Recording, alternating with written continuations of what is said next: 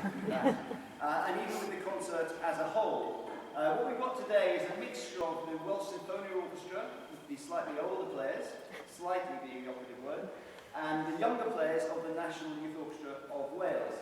The collaboration came together last night, and so we rehearsed last night and this morning, and what you're hearing today is the results. That piece was screened by Piazzolla, Argentinian composer, and he wrote 4 seasons of Buenos Aires to match with the 4 seasons by Vivaldi, which we all know a little bit better. So the next piece we're going to play is The Spring by Vivaldi. We can get a sense of the difference between the two, and a little difference between the two hemispheres.